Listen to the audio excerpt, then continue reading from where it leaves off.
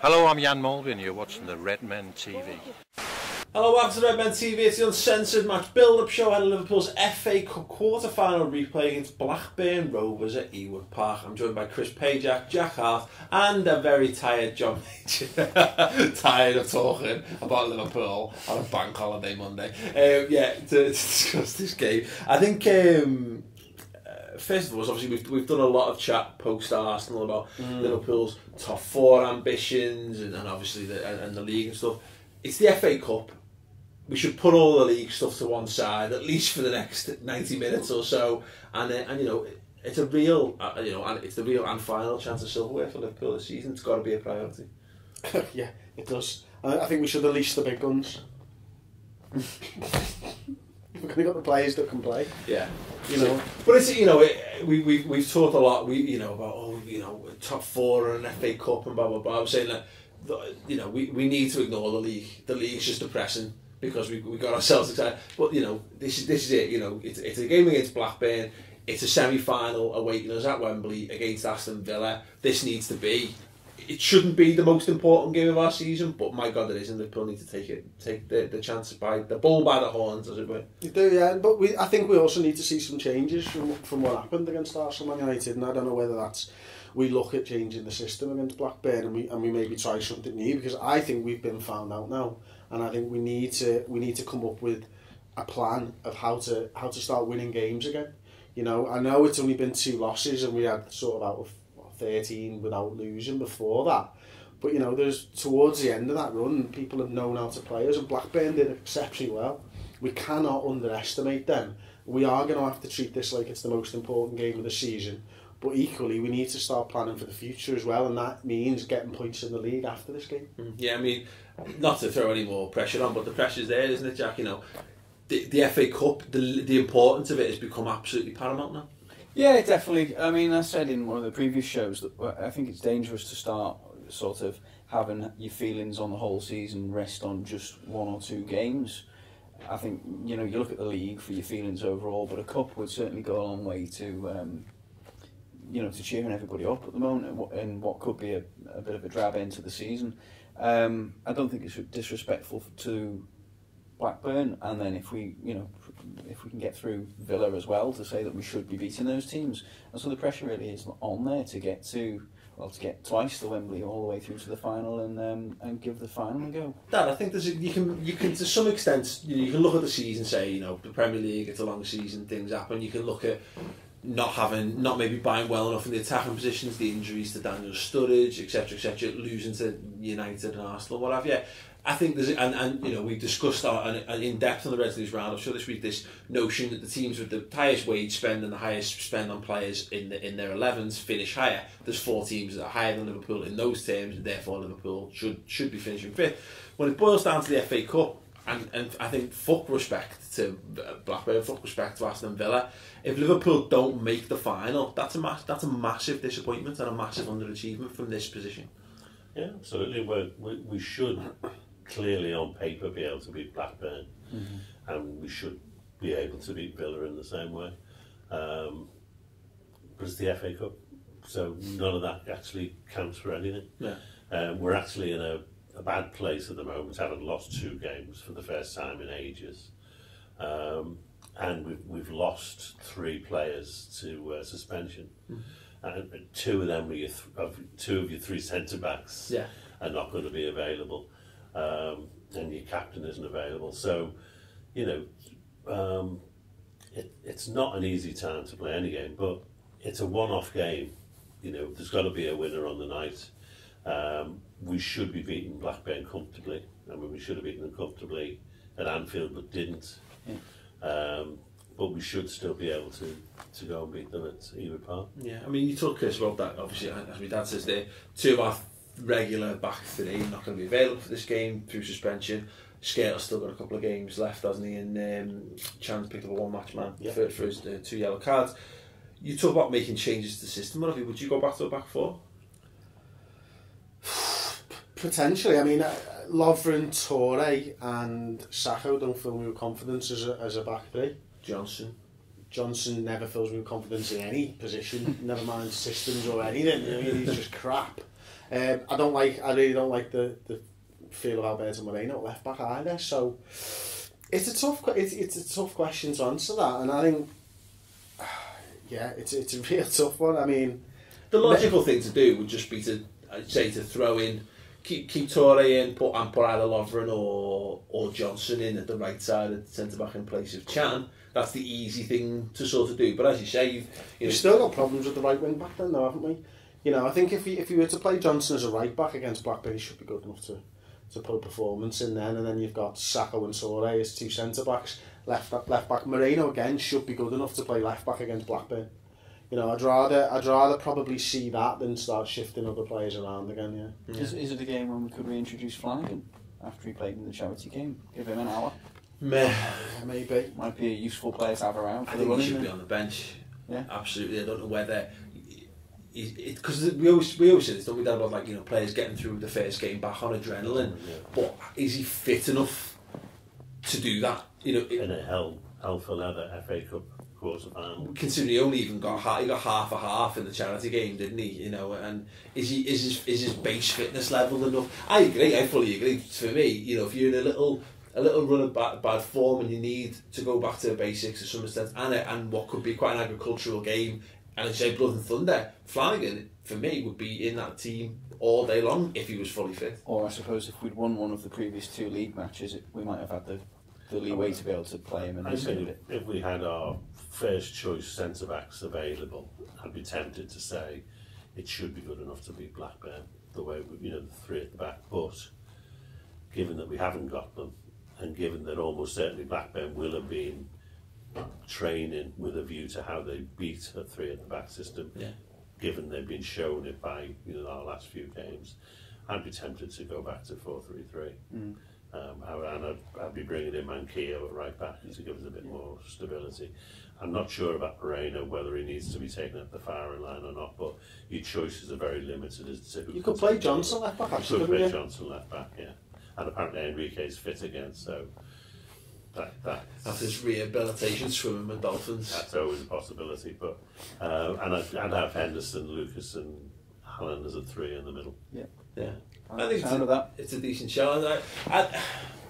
Just to play devil's advocate though, is there a tendency though to throw the baby out with the bathwater? We've come up against, we struggled a little bit. We're struggling against Swansea, and Blackburn gave us a good game, but better teams have lost to Man United at home and Arsenal away from home. Is there a concern that we are kind of go, well, that doesn't work now?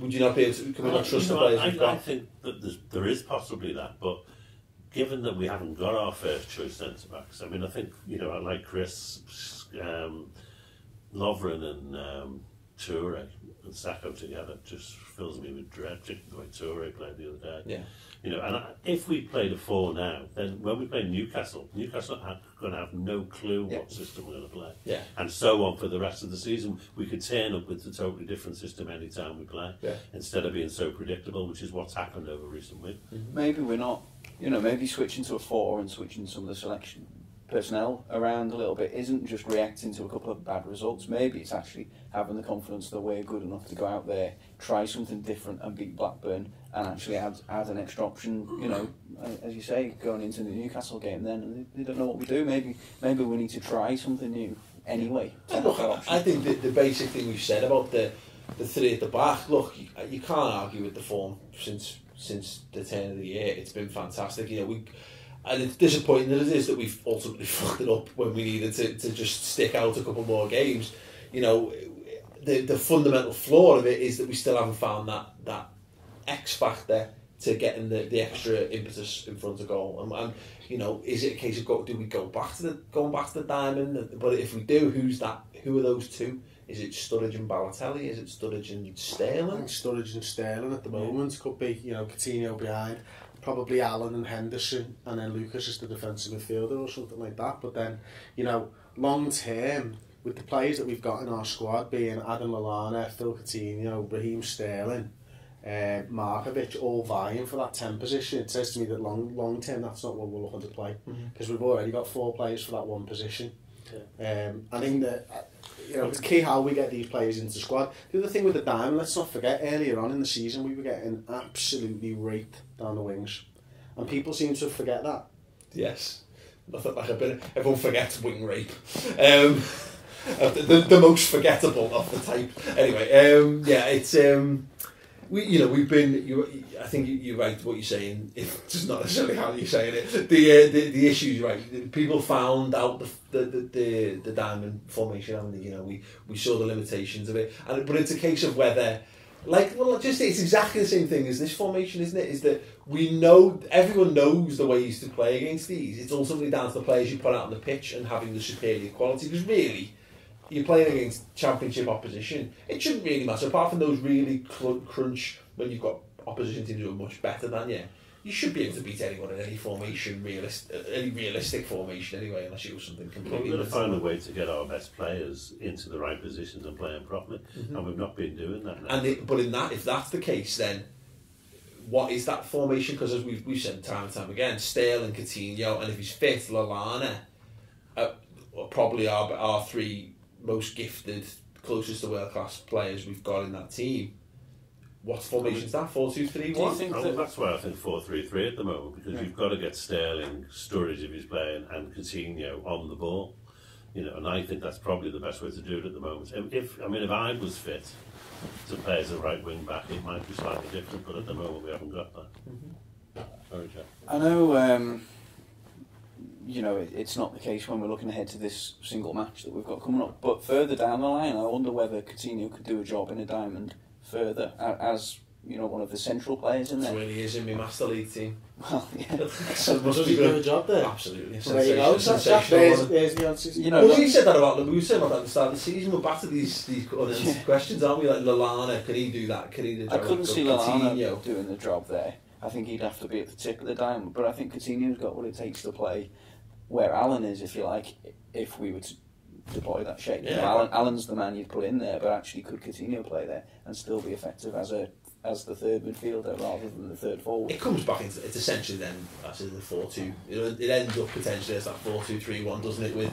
And it's then maybe Lucas and Henderson sitting in front of the back four with Sterling, Lallana, Coutinho in front, and Sturridge up top. But this is all based on the four at the back, isn't it? The way we've been playing this season so far, because we've been playing with three at the back, it kind of limits what you can do in an attacking sense, doesn't it? Because you are limited to those five players playing across the pitch like that. Yeah, it's a struggle. Given that we've got so few defenders available to us this time, going to a four might be sensible, but I don't think you should set that in stone. I don't think we should give people any clues anymore as to what we're doing. And have we just convinced ourselves that that back four can't attack? Dani Alves has been part of a back four. He's essentially not, but on paper he's been part of a back four at Barcelona for 7 or 8 years, and he flies down that wing because he's got Busquets there. Maybe rather than think of it as Lucas and Henderson, we'll just tell Lucas to sit right. Well, we never played. That's a good point. But the back four we played this season didn't have Lucas in front of it. The big changes came once we switched it to that, and we started to give more coverage. So I'd be interested to see it. I can't imagine. Is this a limitation of Brendan Rodgers, or is it? We'll know. But is it going to take? Would it take a tough game against Blackburn for us to consider making that, to actually ditching the three at the back? I'd hope if it is an actual problem and it's not just us being a bit knee jerk over it. If it is a genuine problem, we have been found out that formation. I'd hope he'll be proactive enough-ish to make that change now before we get back into the run of, back into the last run of games. But time will tell. I want to know your opinion on this in the comments below. Should Liverpool stick with three at the back? Bless you. Should we go back to four at the back? And if we do, what kind of variation do the players fit into ahead of that on the pitch? I think there's a good case, as you say there, given that you're having to make two changes to your settled back three, and when we've seen that back three in the past. It was Johnson, Torre and Lovren was the most terrifying back three of all time, wasn't it? So, we're not too far away from that. Is Saka enough to hold it all together? Would you move Saka into the middle? Would you put Lovren? I don't know. Again, let us know your thoughts in the comments below on that. ultimately, let's not be too downbeat. Look, Liverpool have got quality. It's I appreciate it because I'm feeling it. I'm feeling the energy sappingness of having been on the back of a few bad results, and you start to think that things aren't going to go your way. But look, we've been sensational since the turn of the year. You know, it's by and large 4 months of us being really when good. we drew with Bolton and Anfield, I was quite comfortable to go there and win. I have total confidence. The only reason I'm not confident about Blackburn, and I'm not unconfident, is the last 2 results have just got you edgy. Well, it's really, right, isn't it? you know. But we've had this, and this is ultimately jacked down to the players, the manager, and the players that get put out on the pitch. They've got to want it more, and if they want it more, then their quality will shine through, and that's what the FA Cup's all about. You know, you've got to match your opponents for intensity and desire. You know, there's a trip to Wembley at the end of it. There's 2. You know, potentially a bit of silverware, and you know, we're talking about this season. If we don't get into the top 4, it's going to be a disappointment. These players, you know, if all the rumours this weekend to be true, then there's crisis in the dressing room and all that. But if Brendan Rodgers is right, you know, I'm inclined to believe he's right because he's the Liverpool manager and he's done a pretty good job. You know, this is just, you know, the squad will turn up against Blackburn and they will go and beat them. People have discussed for 2 or 3 years, really, since FSG came on the scene, about the vices and virtues of the approach we have, the philosophy of the club. But one of the positives should be that we've got, you know, in some ways it's a negative. We've got these young and experienced players who maybe, you know, things aren't always going the way they need to for these 2 big games we've lost. But actually, they should have that hunger kind of inherent to them to go out and get this, you know, for an awful lot of them, first trophy of their career, first major trophy. So there should be no reason for us to think that we'll watch this replay and be questioning afterwards the hunger and desire. That shouldn't even be an issue. Yeah, that's it. Exactly. I think, you know, it's easy to sit here because being a bit negative. It's very easy to sort of slip into that downward spiral, negative mindset of thinking, what happens if it goes to the... What if you wake up and get run over by a bus? You know what I mean? It's bad, isn't it? But odds are you're probably not going to wake up and get run over by a bus because you've got enough about you to look both ways, you know. No, but this is the thing, is that, you know, I think let's not get sucked into that mindset. The outlook since 2014 ended has been positive for Liverpool, and I'd expect it to continue on Wednesday. Well, that's it. Ultimately, it comes back down to it, doesn't it? We have got better players than Blackburn Rovers, and we should go out there and beat them, and that's what it's about. And we're looking forwards to the game now. We want to see a performance. When we're talking about, you know, these variations, look, they're because of things that have happened in the past. You know, they're because of the results, but they're also because of the sendings off that we've picked up and the suspensions, and that's why we're discussing we need to change the system rather than there's something completely broken with the system. It's just the players at the moment don't fit the system that we're playing because of these suspensions, and that's why I think we should be looking to change maybe to a back 4. But ultimately, we should go out there. We should beat Blackburn, even though it's at their place. And we should go to Wembley. Look, I'm excited. I mean, look, it's an FA Cup game. It's an FA Cup quarter final. You should be buzzing. This is what football's all about. And yes, you know, we all want to be higher up the league. We all want the top 4 to be sewn up and comfortable so we can enjoy the ride. Football's not like that. You know, there's highs and lows all the time, and even the best teams have, you know, Chelsea fans complain about their lot in life, which is ludicrous, like, but you know, it's true. It's the way footy is. We're in with a shout to get into an FA Cup semi-final. I think we should buzz off that, and you know, larger issues can be addressed as and when they come. But fuck it, you can only play the games that are in front of you now. What happened against Arsenal and United's done. FA Cup. If you'd said to me, you know, at the start of the season, regardless of the league stuff, FA Cup quarter final, you know, a replay to get to the semis against Aston Villa, I'd be absolutely buzzing for that. So let's not worry. I said let's not worry too much about it. Let's actually enjoy the football for a fucking change. Be excited, yeah. Who's with me? Leslie, thoughts on anything in the comments below, of course. We've done 2 fantastic subscriber shows. One was hard work, but it made us all feel better. It was the Final Word show looking back at Arsenal. And the other was the Reds News Roundup, but obviously we've kind of put it to one side for this, but we talked about Liverpool's top 4 ambitions, where they lie, where the squad needs improvement in the summer. Fantastic discussion and debate. Go and check it out on redmentv.com, completely free for a month. So if you're interested in knowing what it's all about, go and do it. It's going to cost you now. And then it's just £2 a month after that, which is cheap as chips, I'm sure you'll agree. And loads more exciting content to come from there from next week when we get our brand new studio. Still to come this week as well, obviously post Blackburn on Friday. There'll be a very special video coming out. Keep an eye out for that around 2 o'clock. And I say gear up towards more brilliant stuff next week. Anyway, give the video a big thumbs up. Let's do score predictions first. Well, let's just stop. Yeah, Dan, what do you think the score prediction's going to be from you? 3-0. Oh, nice, Jack. 2-0. Chris? 1-0. Ooh, deadly. Well, we always 2-1's been the FA Cup score, I think, predominantly. I think so. I'm going to go with that because you know what, it would be lovely if we just made it easy, but that's just not going to happen, is it? So that's not going to be hard. Like Mario Balotelli to come on and score a shitty goal to win it for us. Yeah, there's the score predictions, thoughts on the starting line of the formation and all that jazz in the comments below. As I said, give it a thumbs up and share it. Why not? Thanks very much for watching. I know. Oh, man. How are you? I've had a really interesting week. Daredevil starts on Netflix this weekend. That's something to look forward to. Yeah. You enjoying Community? The Community's been excellent. First series, that very entertaining. How are you finding Archer? Oh, I love Archer. Yeah, it's good, isn't it? like a sick human. Yeah, excellent. So there you go. We're going to wrap up there because why not? Otherwise we can sit and talk. Or should we just sit and talk? Something? No.